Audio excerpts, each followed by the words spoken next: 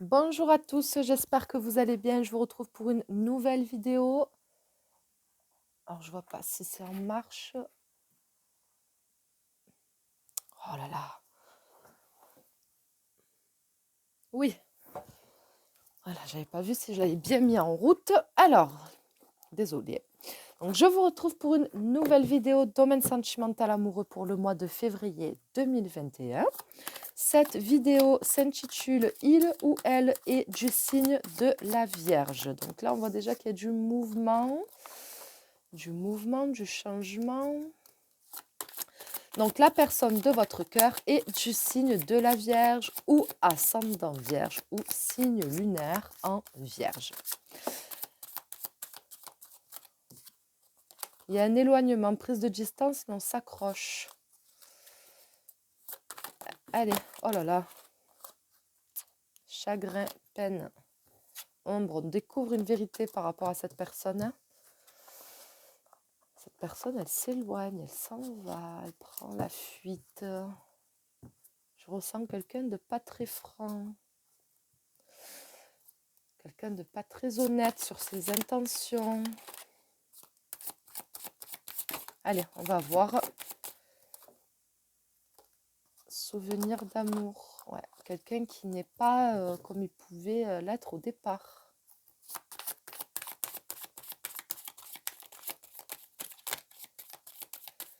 Allez.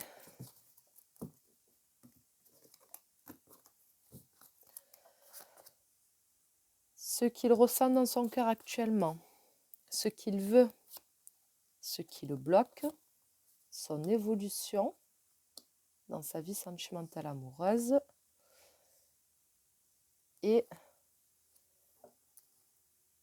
où est-ce que cette évolution va le mener? C'est un petit peu la carte de la synthèse, on va dire. Allez, qu'est-ce qu'il a actuellement dans son cœur? Prisonnier de la peur. Donc on a quelqu'un qui, qui a peut-être peur de l'amour. Voilà, quelqu'un qui a peut-être peur de l'amour, qui a peut-être peur de ses émotions, qui a peut-être peur de ses sentiments. On a quelqu'un qui est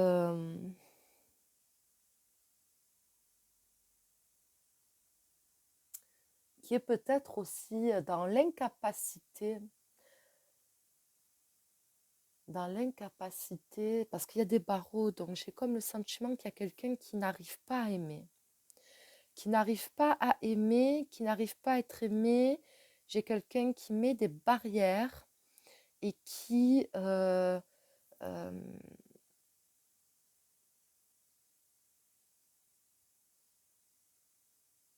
ouais, je ressens quelqu'un qui est dans l'incapacité de donner de l'amour, qui n'arrive pas à aimer, qui n'arrive pas à donner de l'amour.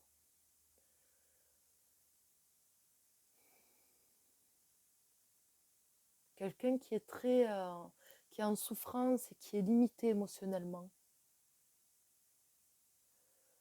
Ouais, je ressens quelqu'un qui est émotionnellement limité. Son attachement, son amour, ça s'arrête à un stade en fait. Ça s'arrête à un certain stade, ça va pas plus loin.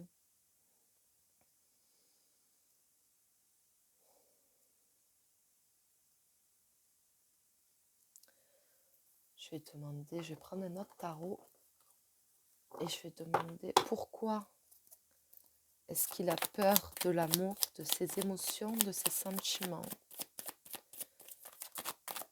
Pourquoi est-ce qu'il a peur de l'amour, de ses émotions, de ses sentiments? Pourquoi est-ce qu'il n'arrive pas à aimer? Pourquoi est-ce qu'il est dans l'incapacité d'aimer? À cause de la mort. À la cause d'une perte, de la mort, d'une fin de quelque chose, de la perte de quelqu'un.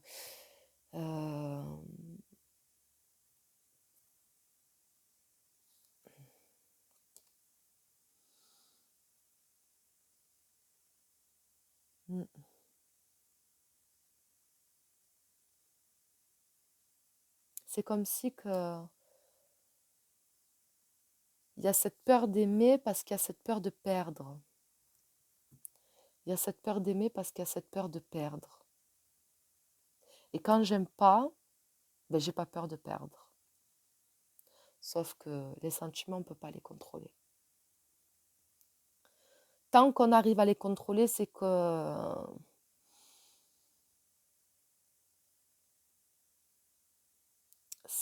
comment je peux dire?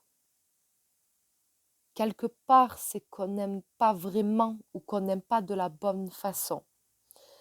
Mais il arrive toujours un moment où on tombe sur une personne où là, c'est pas pareil. Là, c'est pas pareil. Là, on sent qu'on perd le contrôle et qu'on n'arrive pas à avoir ce contrôle-là sur ses émotions et sur ses sentiments. On n'arrive pas à mettre ces barrières-là. Les barrières qui avaient cette impression de protéger, euh, de protéger finalement, ben, elles tombent, elles volent en éclats tout simplement. Parce qu'après, quand le cœur il a envie de parler, ben, quand il n'y a plus que le cœur qui parle, voilà, c'est compliqué. Et là, je ressens qu'on a peur d'aimer parce qu'on a peur de perdre. On a peur d'aimer parce qu'on a peur de perdre. Donc, quelque part, on s'empêche d'aimer. On s'empêche de... On a peur de souffrir.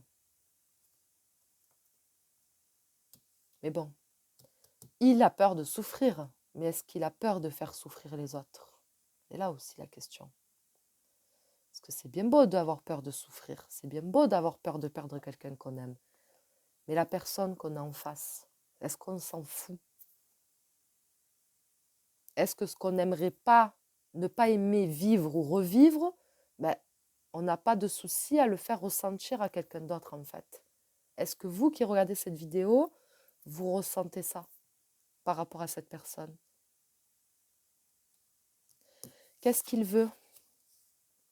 La victoire et le succès.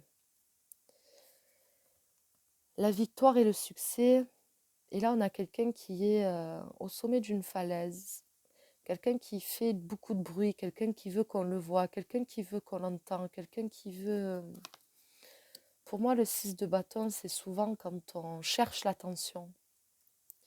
Quand on cherche l'attention, quand on a besoin d'avoir l'attention des autres, qu'on a besoin d'être vu, quand on a besoin d'être regardé, on a besoin d'être admiré, on a besoin de... ouais, qu'on nous donne confiance, quoi. C'est dans le regard des autres qu'on se sent bien, qu'on se sent important, qu'on se sent sûr de soi, entre guillemets, mais bien sûr, ce n'est qu'illusoire.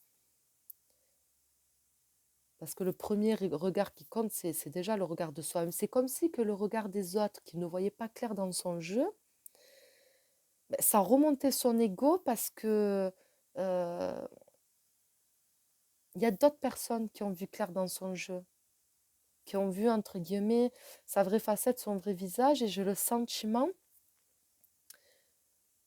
que quelque part, il n'est pas à l'aise avec ça.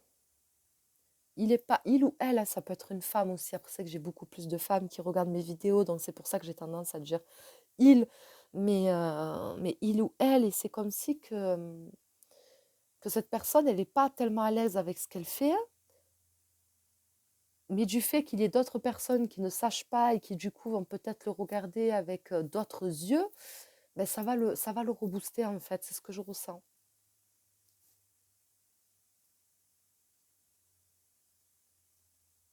C'est quelqu'un qui veut être aimé pour moi. Il a peur d'aimer, mais c'est quelqu'un qui veut être aimé. Mais ses défauts sont importants aussi, ses actions, sa façon de faire. Donc il y a un peu la magie qui s'en va après.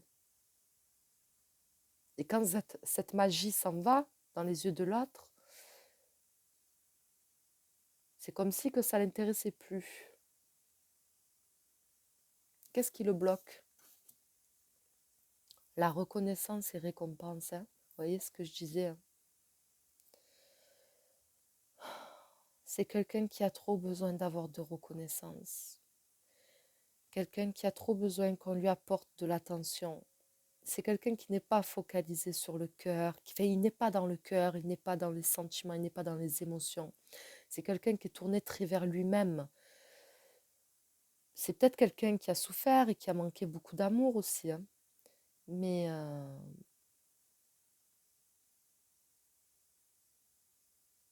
mais c'est quelqu'un qui fait du mal. En cherchant son bien, c'est quelqu'un qui fait du mal en cherchant son bien.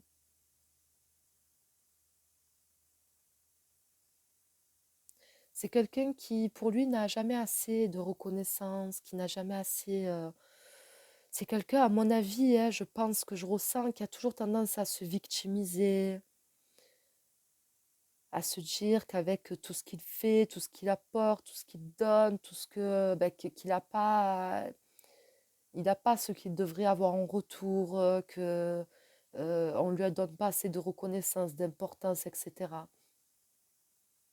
Après, c'est toujours pareil, vous le savez, je le dis souvent, on ne peut pas trouver à l'extérieur ce qu'on doit trouver à l'intérieur de soi-même. Donc, c'est quelqu'un qui ne sera jamais bien s'il n'y a pas une prise de conscience de son côté, c'est quelqu'un qui ne, qui ne sera jamais bien dans sa vie, dans son cœur.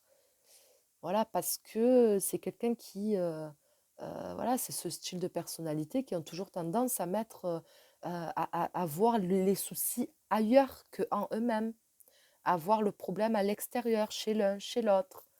Voilà. Et tant qu'il n'y a pas de remise en question, tant qu'il n'y a pas de prise de conscience, etc., ben, on continue sur cette voie-là et finalement, il n'y a rien qui va. Là, je parle pour le domaine sentimental et pour sa vie sentimentale. Après, peut-être que dans un autre domaine de sa vie, c'est totalement différent.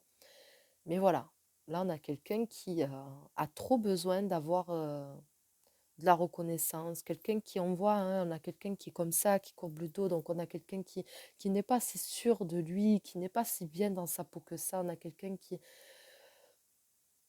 qui se cherche quelque part et qui cherche quelque chose, mais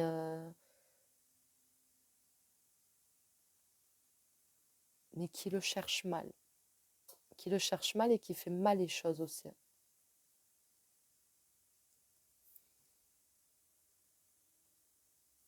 On va voir son évolution maintenant pour le mois de février, sa vie sentimentale amoureuse. Très intéressantes ces deux cartes. Je m'installe pour que vous les voyez, voilà. Alors ici, j'ai un homme qui regarde, pour moi, comme je ressens par rapport à ce tirage. Je regarde ce que je pourrais avoir. Une maison, une femme, des enfants, une stabilité, un confort, une sécurité, une tranquillité de vie, etc. Mais je sais que dans cette vie-là, je serai pas heureux. Cette vie-là, pour l'instant, elle n'est pas faite pour moi parce que moi, je cherche autre chose.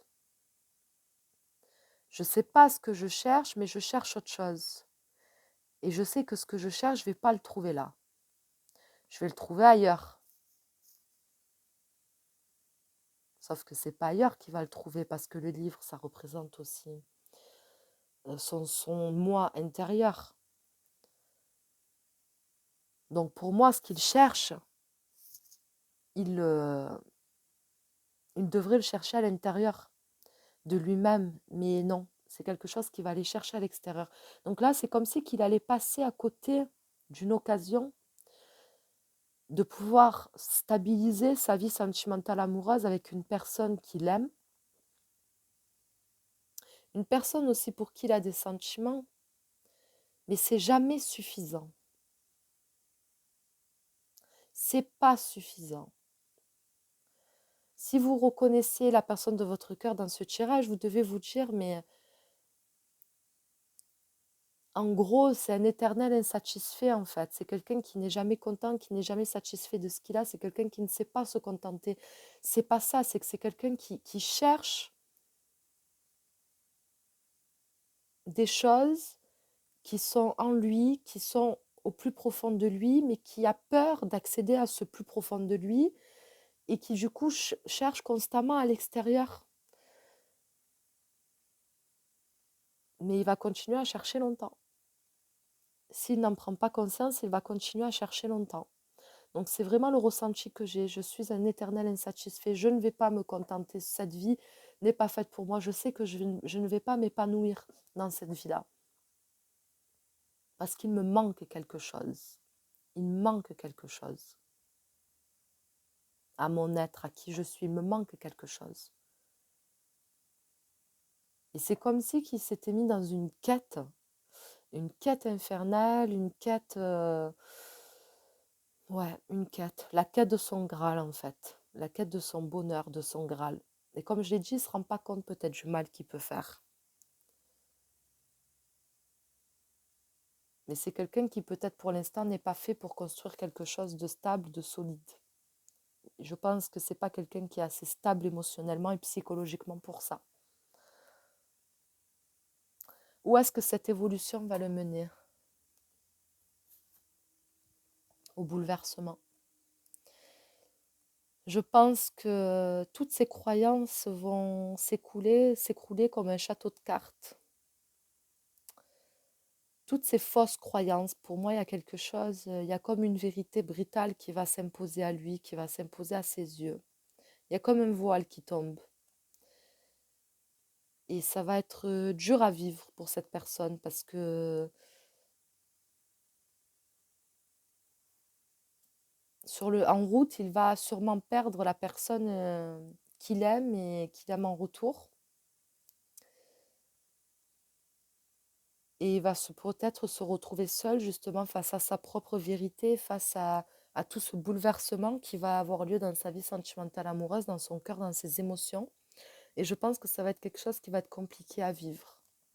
Ouais, quelque chose qui va être compliqué à vivre. Et